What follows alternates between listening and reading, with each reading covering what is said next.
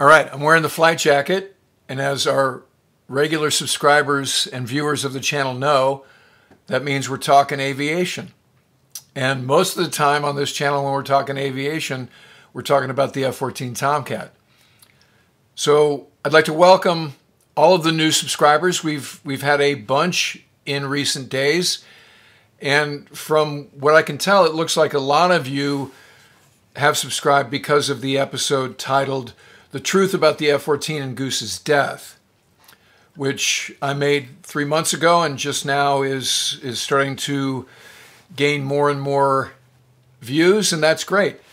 Part of the magic of YouTube, I guess. And a lot of folks asked questions in the comments of that episode, and so I wanted to address some of those questions and then talk about some of the other elements of the F-14. So this episode I want to talk about flying the F-14 off and back on the aircraft carrier. And some of what I'll talk about is true for the Super Hornet, the F-35C, or any airplane that the Navy operates currently. So I got the trusty model out. Some have asked, where did you get that model? This model was made during my first deployment, 1985, 84, 85, aboard the USS Independence, CV-62, conventional carrier. And one of the guys in the squadron was like, hey, we're going to get some models made of our squadron airplanes, and they'll write your name on the canopy rail. So let me know if you want to be part of this buy. So I was like, Lieutenant JG, my first deployment, is very excited. I was like, yes, I want to document this deployment in the form of a model. So eventually we got it. And as I described in the How Goose Died episode, this was the first airplane with my name on the canopy rail, Gypsy 214. And Wilco West was the pilot, and obviously I'm the Rio. Now, a lot of people say, did you only fly the airplane with your name on it? The answer is no. We don't have enough airplanes to do that, so you'll fly whatever airplane you're assigned. But usually it goes by rank order. So number 200 would be the air wing, what we call the CAG bird, so it would be the air wing commander, maybe the maintenance master chief or the command master chief. And then 201 is usually the skipper's bird, so it'll be the CO of the squadron. And if he's a pilot, obviously front seat, Rio, back seat. And then you go down by rank until you get to the high airplanes like 214, and you get Lieutenant J.G. Ward Carroll on the rail. So anyway, that's where I got this model. I think it was made in the Philippines. So let's talk about launching and landing. So if you're up YouTube and you're watching videos, a lot of times you'll find these cockpit videos, and there won't be any narration about what's actually going on. So I want to talk a little bit about what it is you're seeing in the cockpit. And again, some of what I'm going to talk about applies to the Super Hornet or the regular Hornet. I've seen a video with an E2 Hawkeye. It's very cool. And even old school S3s, Phantoms. So some of the basics I'm going to talk about apply to every airplane, but I'm going to talk specifically in terms of the numbers and the techniques about the F-14 because that's the airplane I spent most of my Navy career in. So let's talk about the launching part first. So normally you would brief a mission 2 hours before your launch time. Now, if it was a big exercise, a major strike, a real-world event, then maybe you'd brief three hours prior. So you'd have what we call the mass gaggle brief, and then you'd break down into smaller groups and brief your element or whatever. But normal cyclic ops, you would brief 2 hours prior. 45 minutes prior, you what's called walk, where you go to the PR shop, the paraloft, get your flight gear on. So in the case of a fighter crew, that's your G suit, your harness, your helmet. You check out whatever card of the day and other information you need for the mission, get your knee board squared away, and walk up to the flight deck. So ready rooms are located on the O3 level of an aircraft carrier, and the flight deck is just one above you. So you walk out to the catwalk, up to the flight deck. Be very careful as you walk onto the flight deck about missile fins, because you'll have airplanes with their tails hanging over the deck that are waiting to get started. So you have to be very careful, especially at night.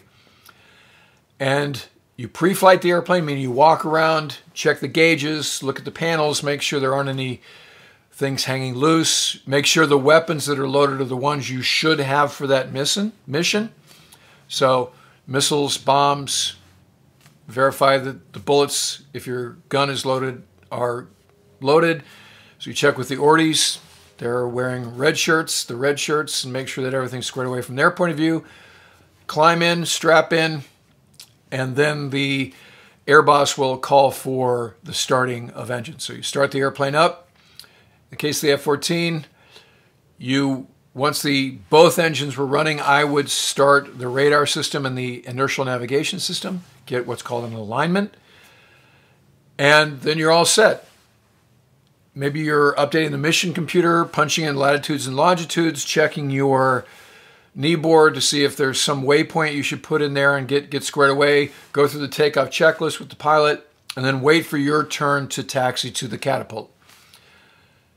So at that point, the order is up to the folks in flight deck control. In the tower, the yellow shirts are the handlers. They'll taxi you, so this means come forward, left, right. You just do what they say, and they'll get you behind the catapult. And so you'll see the jet blast deflector come up as the airplane is launching, and then once it's launched, it'll come down, you taxi across the JBD and get into the shuttle. So the way an airplane launches off of an aircraft carrier is a lot like a slingshot. So, you know, a slingshot, you pull it back and let go. Same sort of physics. So in the case of the F-14, the nose gear would compress like this. The launch bar would come down. The launch bar hooks into the shuttle, which is the thing that pulls it to get the airplane to flying speed. And then you would spread the wings, make sure the wings are clear, you're not going to hit another airplane. Drop the flaps. At that point, the ordies are going to pull the safety pins, so they'll have you hold your hands up as they pull all the safety pins. Once the weapons are armed, you'll have a guy run up to the airplane with a weight board, which in the F-14, the Rio would verify the weight board. So you need to know how much your airplane weighs in thousands of pounds. So generally, the F-14 would weigh between 65 and 68,000 pounds at launch, depending on how much gas. And usually you'd have what we call a full bag, 20,000 pounds of gas. And that includes 4,000 pounds in the external drop tanks. And you can see, if you look at a picture of an F-14, the things under each nacelle, where the engine bay is, that look like bombs, are fuel tanks. And each one of those holds 2,000 pounds of fuel. So roger that weight board. So if it's good, you give them a thumbs up. And they will change it in increments of 1,000. So let's say our airplane weighs 67,000 pounds. And the reason they measure this is because the catapult doesn't always fire at the same pressure. It will provide the energy based on the weight of the airplane. So let's say they run up to us with, it says 66 and our airplane's 67, so I want them to raise it. So I give them this, not this, because this means good. Raise it, lower it, and so they'll do that by increments of 1,000. And so when they get to the weight that's correct, boom, you give them a thumbs up, ready to go. So then you can feel the airplane get into the shuttle, and then you get ready to launch. So flaps are down, nose wheel steering is disconnected. I'll explain why in a second. Make sure that nose wheels, once you're in the shuttle, you don't want the nose wheel steering connected. So you're waiting for the shooter to give you, you're waiting for the one of the enlisted guys to give you the go into tension. So when you go into tension, now the cat gets ready to fire. And at that point, you go up to full power. So now the engines are revved up full power. Pilot's got throttles all the way against the forward stops. And you wipe out the controls. So, and let me use the correct hander, right? So, forward, aft, left. And so you want to see the spoilers come up on the left side, right? So go left, right. Spoilers come up on the right side. Rudders. And this is why you want the nose gear steering disconnected. Because if you try to boot rudders with the nose wheel steering connected in the shuttle, it'll break the actuators, right? So nose wheel steering, and the pilot would generally verbally say that to verify with the Rio that he's disconnected nose wheel steering. Okay, so forward, aft, left rudder, right rudder. Check all the gauges. I'm ready to go. Mooch, you ready to go? I'm ready. Look at the shooter. Salute. Now, in Top Gun, they do this goofy thumbs up salute thing. That's not real. All the pilot does is salute. And he'll use his stick hand to salute, right? Because the other hand is on the throttle. Now, if you see on YouTube Hornet cat shots and Super Hornet cat shots, they don't have their hand on the stick. Okay? They have this handle up here. And so the airplane actually flies itself at first, sets the proper attitude, and flies. In the F-14, that wasn't the case. The pilot actually had his hand on the stick. The other thing you will notice if you look at video of F-14 cat shots, we didn't have our head against the headrest. And why is that? Because as the catapult fired, you'd have this compression and then this forward. So if you had your head against the headrest, you'd get your head would get jostled forward and then slammed against the headrest. So we would just sort of lean into it. So pilot salutes, you're just waiting. If you wanted to sneak a peek at the guy in the catwalk that was looking both ways, then he would reach down and push.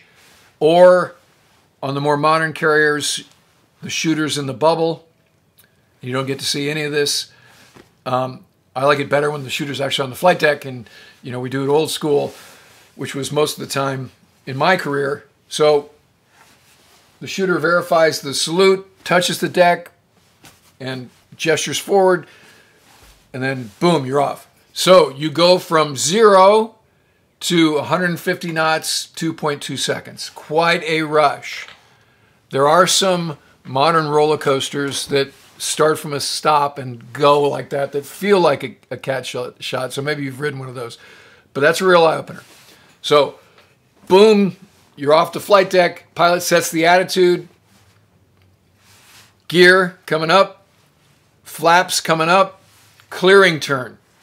Okay, so if you're on cats 3 or 4, clearing turn to the left. Cats 1 or 2, clearing turn to the right. Just get sort of away from each other. Then you parallel what's called BRC, the base recovery course. And that'll come into play when we talk about the landing phase. Okay? So, do our mission. So let's talk about now we come back. All right. This is case 1 daytime pattern. So, you go into low holding, and depending on the air wing tack note, each type of airplane has a different altitude in increments of 1,000. So in my early career, the F-14 was the most gas critical airplane, so we would come down first. In subsequent later cruises, the Hornet was the most gas critical airplane, so we were second after the Hornets. So we'd be 2,000-3,000 feet. So anyway, you're in low holding, just watching the carrier flight deck. watching the launch ahead of you take off. And once you can see that the deck is clear, usually take a piece of yellow gear, one of the tractors for dragging airplanes, and just when it clears the landing area, ready deck, meaning let's start to recover. And ideally, if you're doing your case one pattern really tightly, you want an airplane rolling into the groove as soon as you get a ready deck, because you don't want that carrier committed to a course any longer than it has to be, especially in sort of limited steaming areas like the Persian Gulf. So, ready deck. And the other thing that was really fun and a sign of professionalism was there wasn't any talk on the radio. All of the things that I'm talking about would happen without any radio communications. All right, so it's our turn to come into the break. So wings are coming back. The F-14, because that looks cool. Probably doing 350 knots. Going down to 800 feet behind the carrier. So now we're paralleling the carrier's course. This is what BRC, base recovery course, right? You make a note of it. And then you do the math, because you want to roll out once you enter the break 180 degrees out of BRC, right? So here at 800 feet, 350 knots. You want to check upwind, make sure that you're not breaking into anyone who's maybe in the pattern that you didn't see. Boom. Level break. 800 feet. Pull, pull, pull, pull. At 280 knots, here come the wings. Forward. 250 knots. Drop the gear. Now we're on 180 out of BRC, so we're on what's called the downwind. 225 knots flaps. And DLC, which is direct lift control. It's another device the F-14 had to allow the pilot to do a glide slope move without having to adjust the attitude of the airplane. And you do a descent to 600 feet. The goal was to get to the abeam position 1.5 miles away from the ship, headed the opposite direction of the ship. 600 feet, and now you're working the airplane to what's called on speed. So the speed that you recover at was very crucial. Because like the catapult was set up for a specific airplane or a specific weight, the arresting gear that stops airplanes is set up for specific airplanes and specific weights. Okay, so we're at the 180, and on a Nimitz class you could tell, because if the hangar bay doors were open, when they lined up, it was time to start your final approach turn. Okay, so start 200-foot rate of descent, then a 450-foot rate of descent. We're slowing down here. At the 90, you want to be at about 450 feet. And on speed for the F-14 was about 140 knots. Max trap, meaning the heaviest you could be to land was 54,000 pounds. So that's about 10,000 pounds of gas, which would give you a number of looks at the deck in the event you didn't stop. So here we go. We're now in the groove, final phase of the turn. And again, no comp, so you wouldn't call the ball, right? In Top Gun, you remember that they call the ball, they use call signs, which is hokey because they wouldn't use your call sign. You would say Gypsy 214 Tomcat ball 10.0, meaning I'm an F-14, I have 10,000 pounds of gas. And they would say Roger ball. But most times you wouldn't call the ball, and you would see them click the lights on the lens to just say Roger ball, double click of the lights. The pilot would say, okay, there's the Roger ball. Now we're flying the ball. Okay, so we're at 3/4 mile from the end of the ship. We're now 700 feet per minute rate of descent. And now we care about 3 things: meatball, lineup, angle of attack. So meatball is the Fresnel lens. The center ball you want to keep even with what's called the datums. Keep that ball centered. If it's low, you got to come up. If it's high, you got to come down. Lineup. So obviously The flight deck is a very constrained landing area. Land too far left, you're going to fall into the water. Land too far right, you're going to hit airplanes or the island. And there are some videos, particularly there's an ugly mishap aboard the USS Lexington with a T-2, where the pilot departs over the ramp and hits the island. There's a famous mishap involving a Marine Corps prowler where the pilot was lined up right and he hit some airplanes. A very tragic mishap. So you need to be on lineup, and then angle of attack. Airspeed is what angle of attack is, right? AOA. The Tomcat was optimum 15 units angle of attack. So that's the fuselage against the relative wind. Okay, so working it. The REO would be doing whatever the pilot needed with respect to co-pilot duties. Some pilots I flew with needed a lot of information. Some pilots needed no information. And so you'd work that out in the brief, and after flying with somebody for an amount of time, you obviously knew what their tendencies were. So the analogy I use is a lot like a golf pro and the caddy. So a good caddy knows what his pro needs in terms of a last-minute swing thought, or where his tendencies are in terms of his misses, etc. So you're working it, pilot working, throttled, keep it on speed. Most of the guys that I flew with liked airspeed trends. Okay, 2 knots slow, slight decel, XL on speed, keep you ahead of the airplane. So meatball lineup angle attack. So your scan is going, just like in your car. You don't just stare at your speedometer, right? You're like, okay, look outside, speed, look outside, navigation, look outside, fuel, you know, same deal. Keep your scan going. You can't just stare at one thing because something else will fall out of whack. Oh, the other thing is you got to have your hook down. And when you come into the brake, the hook is already down. So you come over the ramp, LSO will be talking to you if he needs to see some power, or, you know, if you got to make a lineup correction, he'll say something like left lineup, bring it left. And when you touch down, you go to full power, and you can feel as you pull out the wire, and then you know when you've stopped, then only then do you bring the power aft. If you bring the power aft before you have full pull out, you'll have the boss yell at you, and you'll get what's called a cut pass, because what happens, and again, there are some videos on YouTube of airplanes that the pilot pulls power on the wire, spit the wire, and now they don't have enough airspeed to get airborne again.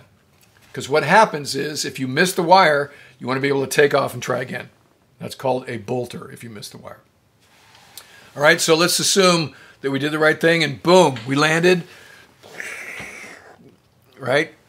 Okay, you look over at the handler. The REO would give our maintenance guys up and up or up and down, and, you know, how are we doing in terms of the airplane getting ready to go on the next event, because the same airplanes are used all day long. 8, 9 cycles. You have 7 airplanes on the flight deck. The others are down in the hangar bay getting work done. You know, a Tomcat squadron would have between 12 and 14 airplanes. Only 7 of them are up on the flight deck, and they're being used all day long. Grumman products loved to be used a lot, because when you stopped using them, they start leaking and other things. So as long as you kept them running, they were very reliable. Okay, so we've landed, hooks coming up, wings or flaps coming up, wings sweeping aft, all the way to the oversweep position, which is the storage position. Taxi out of the landing area, follow our director to our parking spot, generally on the bow, cats 1 and 2, and chocks and chains, shut it down, get out, go down, take off your flight gear, debrief the flight, and grab some chow, some rack time, whatever, and get ready to do it again. So when you watch those videos, just appreciate all of the effort that's going into that evolution. All right? So in subsequent episodes, we'll talk about other phases of flight and other things. I just wanted to, again, welcome the new subscribers, thank all my subscribers for being here. Thanks for commenting, liking, and sharing. And I look forward to talking to you again soon.